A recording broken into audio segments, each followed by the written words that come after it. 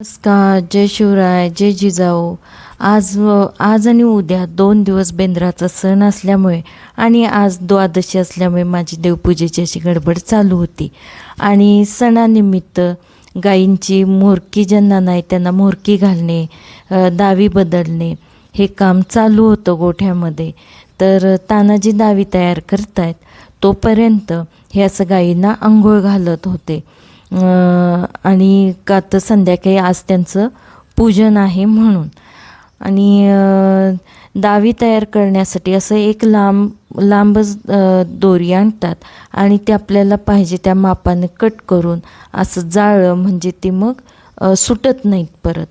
आणि हे सगळं बाहेर चालू होतं आणि माझा अधूनमधून शूट घेत घेत माझं द्वादशीचा स्वयंपाक पण चालू होता आणि बेंद्राची थोडीफार तयारी पण चालू होती. आणि आंघोळ्या झाल्यावर असं सगळ्यांना शिंग रंगवून नटवण्यात सजवण्यात आलं. आणि हे बघा दावं पण जरा खिचलेली दिसते, तर अशी जी दावी बाद झालीत ती बदलली, चांगली आहेत ती तशीच ठेवली. आणि मग मी द्वादशीचा खीर, चपाती, तळण, दहीभात, वरण भात नैवेद्य देवाला दाखवला. आणि संध्याकाळ झाली गायींच्या पूजेची. आजचा दिवस मुख्य असतो गायींचा, की बेंद्राच्या आदल्या दिवशी त्याला हुनुंगा म्हणतात. की गायींचं कोमट पाण्याने पाय धुवून त्यांचं पूजन करायचं. गौरी किती छान दिसते, दोन्ही दावी बदललेत, शिंग रंगवलेत, आंघोळ पांघोळ करून बसले. तर हुनुंग्याला खिचडा घालतात, बाजरी भरडून आणून शिजवून. पण मी खिचडा आता घालायचं बंद केलं आहे, का तर शिजलेलं अन्न त्यांच्यासाठी अपायकारक असतं, म्हणून मी खाद्य आणि गूळ घालून त्यांचं तोंड गोड केलं सणा दिवशी. आणि हे असे खांदे चोळायचे असतात, तेल आणि हळद घेऊन खांदे चोळायची ही प्रथा आहे.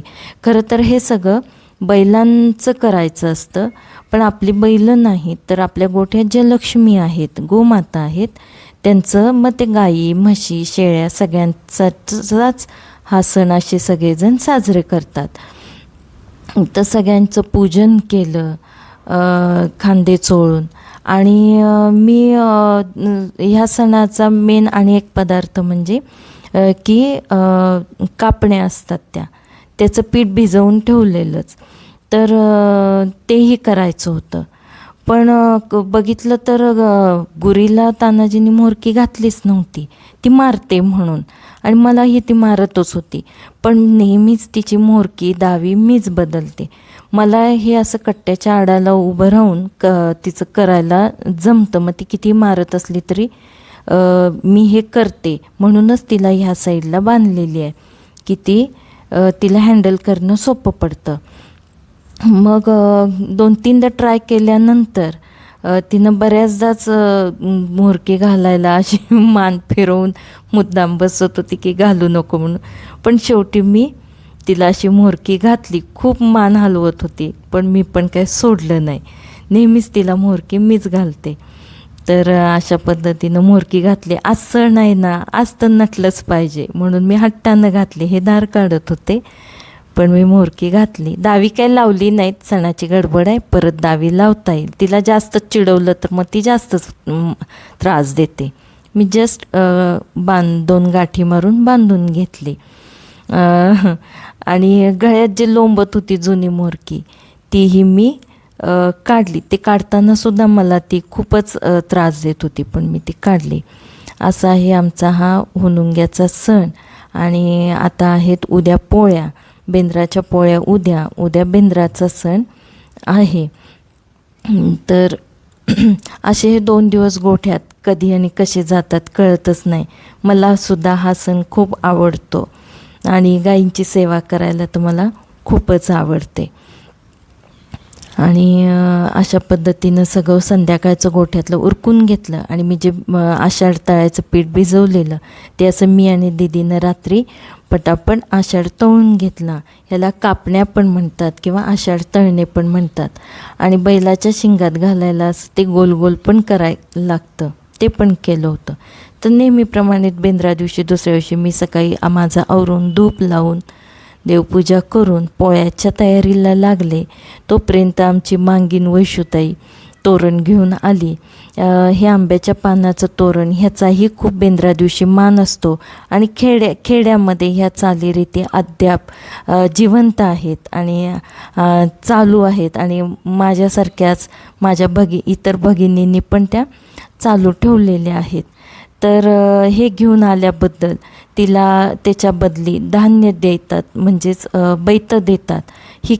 अजूनही ही खेड्यात पद्धत आहे. तर तिला मी हळदी कुंकू लावून तिचं मानपान केलं आणि तिला अशी बैतं घातली. आणि कुंभारीण पण चिखलाची बैलं घेऊन येते, तर तिलाही बैतं घालतात. पण सध्या सगळे शिक्षणानिमित्त, नोकरीनिमित्त कोणी इकडे तिकडे असतं, त्यामुळे सगळेच जण त्यांच्या ह्याच्याप्रमाणे राहतात असं नाही. तर काही ठिकाणी कुंभारीण जाते, काही ठिकाणी नाही जात. आमच्यात पहिलं येत होती, आता नाही येत. मग आम्ही हे असे विकतचे बैल आणतो. माझं थोडंफार पोळ्याचं आवरल्यावर मी परत बैलांचंही पूजन करून घेतलं. आणि हे बैलाच्या शिंगात घालायचं असतं, ते दीदीला खूप आवडतं आणि तिला कापण्यांपेक्षा हे शिंगातलं खूप आवडतं, म्हणून यावेळी जरा जास्त केलेलं. आणि खरा मान तर ह्यांचाच आहे, ह्या बैलांचा देव्हाऱ्यात आणि खऱ्याखुऱ्या बैलांचा गोठ्यात. मग आपली काय बैल नाहीत, पण ह्या बैलांचा मान आहे. तर आज देव्हाऱ्यात का असेना ह्यांचं पूजन करून असं धान्याच्या राशीवर त्यांना बसवून त्यांचं पूजन केलं जातं. आणि आजचा दिवस त्यांचा, आज त्यांच्या पाठीवर जू ठेवायचं नसतं, त्यांना गाडीला जुंपायचं नसतं, म्हणूनही आजचा दिवस हा बैलांचा असतो. मग माझं नैवेद्याचं आवरल्यावर मी सगळा नैवेद्य भरायला घेतला. गाईंचा, शेताचा, देवाचा. हा शेताचा नैवेद्य मी बाजूला काढला आहे, तोरण नैवेद्य. आणि हे गाईंचं गोठ्याचं तोरण आणि गाईंच्या पोळ्या, कापण्या हे मी पण तयार करून घेतलं होतं. तर मी आज शेतात गेले, भूमातेचं पूजन केलं, नैवेद्य ठेवला, शेताला तोरण घातलं आणि नैवेद्य दाखवून मग गोठ्यात गेले. गोठ्यात तोरण बांधायचं होतं, ते बांधलं. तोरण एवढंच घेऊन आली वैशुताई, मग ते मी असं खांबाला बांधलं आणि सगळ्यांना पोळ्या भरवल्या आणि झाला बेंद्राचा सण साजरा. तर अशा पद्धतीने आम्ही बेंद्राचा सण साजरा करतो. तर तुम्हाला कसा वाटला माझा सण, तुम्हाला कमेंट करून नक्की सांगा. आणि तुम्ही कसा सण साजरा करता तेही मला कमेंट करून नक्की सांगा. आणि ह्यामध्ये मला नेहमी येणारा अनुभव असा की बेंदर कोण ना कोणतरी एकजण पाळतंच, त्याप्रमाणे पौर्णिमेनेही पाळला की तिनं पोळी खाल्ली नाही. तिला खूप मी भरवायचा प्रयत्न केला, पण तिनं काही खाल्ली नाही. तर मग मी गंगाला भरवली. तर असा होता माझा बेंद्राचा लॉंग व्लॉग. तुम्हाला कमेंट करून नक्की सांगा आणि सबस्क्राईब